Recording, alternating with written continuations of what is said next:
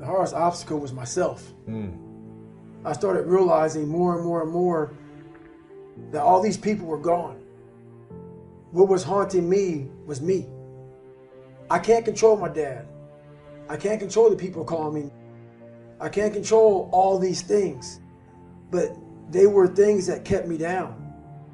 It started becoming my reality.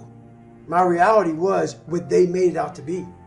And I became the most important conversation you'll ever have with your life, in your life, is when you have yourself. And my conversation was absolutely horrifying. What were you saying to yourself? I'm dumb. I'm nobody. My dad was great in mental warfare. A drunk, insecure man will make everybody around him feel like hell. Yeah. Because he wants to give you no power. And that's why he was so mean to my mom and myself and my brother, because he didn't want anybody to get above him. He wanted to keep you down low. So when you're growing up with all of this stuff, all this hate, and it wasn't the beatings. I could hit the beatings all day. It was the mental torture. So when at a young age, your parents put a dialogue in you of confidence or you're nobody. So that voice in my head was, I'm a loser. And then it was confirmed when I got in school, and in 3rd grade, I was falling behind. They want to put me in a special school. Yeah. With kids who can't learn. Right. Then it was confirmed what my dad was saying. So that confirmed it.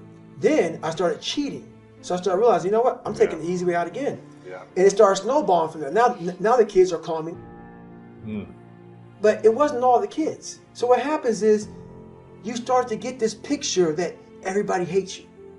Because your reality becomes so big that you can't see the clear picture. It might have been 3 or 4 That's kids it. doing it over and over. Right, but it was the whole town. Yeah. Everybody hated me. So the world hates me. That's right. Yeah. And that's when it became toxic.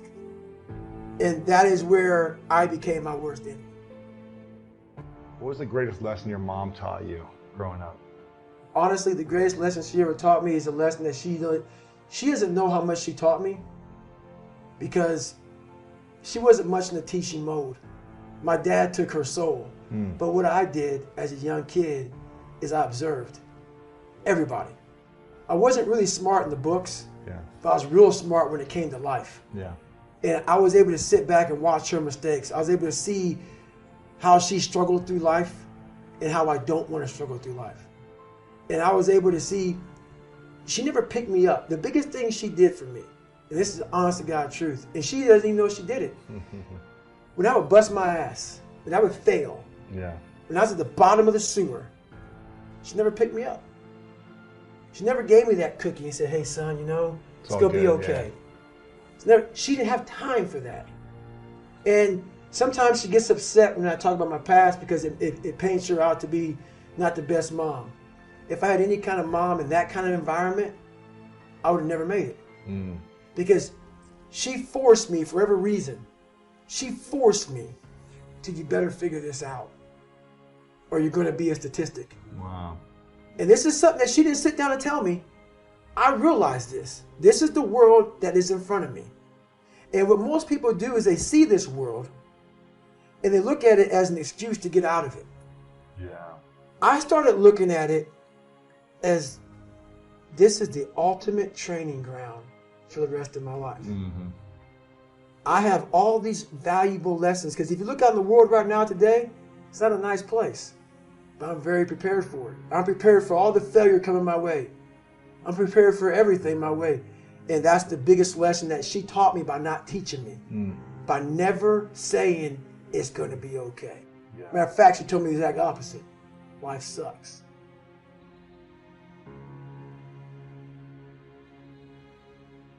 We believe, so many people, before I give them a workout plan, they're talking about recovery. Everybody that hears me speak, they want to go straight to recovery. Work out first. Work out first. Before you talk to me about recovery. How to recover, yeah. Work out first.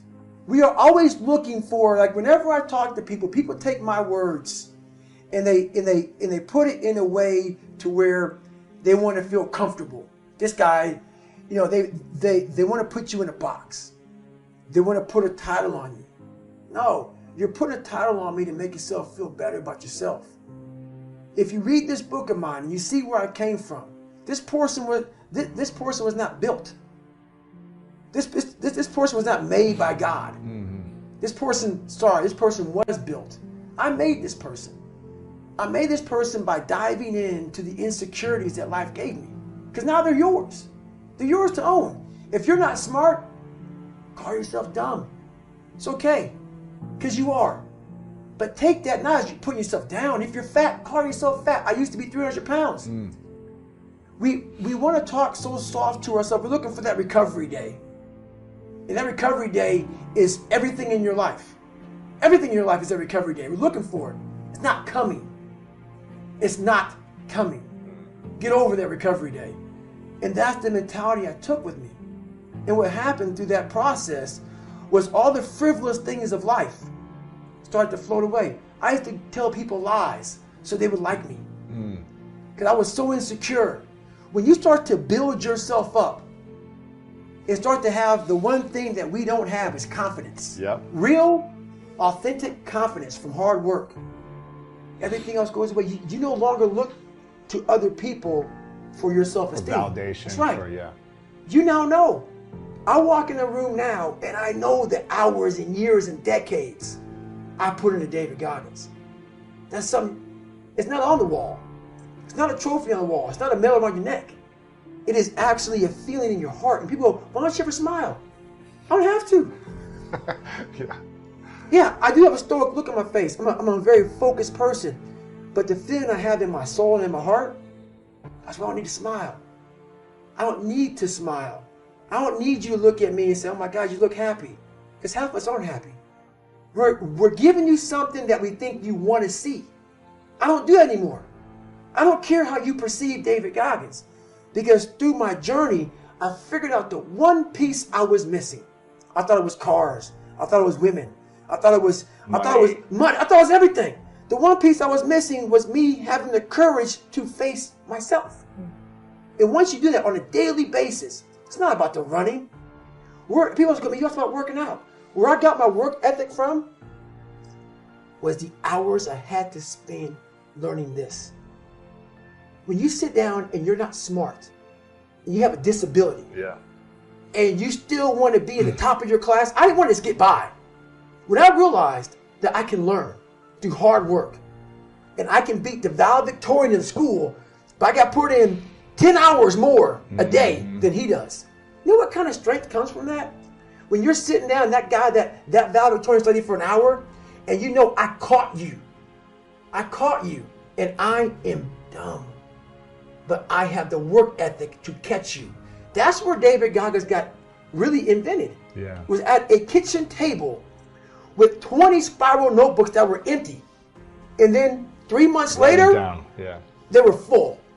And when you can go through that, I still have them in my storage unit. You go through these spiral notebooks of your life, and you realize this is how I learned. This is unbelievable. There's no miles. It's not about the miles. It's that. Having a discipline every day to say, for me to learn this one math problem, it's going to take me 10 hours. Wow. And that's where and you realize through hard work, you can outwork anybody. You got to start diving into those things that you are afraid of. You don't gain confidence by going to the spot that makes you feel good. It's going to be a false reality. And the second life gives you that challenge, all you want to do is go back to what made you confidence or what gave you confidence. Is that happy spot? No. What gives you confidence, what gave me confidence, was spending years at a kitchen table trying to learn how to read and write on my own. Realizing I can't learn the way you learn. I can't. But I can learn. What gives you confidence is not being afraid. It's overcoming the fear. I used to stutter severely bad. So right now, I don't know how many people are going to watch this. You know what gives me confidence? Is knowing I no longer care if I sit here and start stuttering to you. Yeah. That's what gives me confidence, is facing these things, overcoming them. And maybe not overcoming them every day, but facing them and facing them and facing them. Pretty soon like this, you know what, man, this is where it's at. It's not in that comfort zone.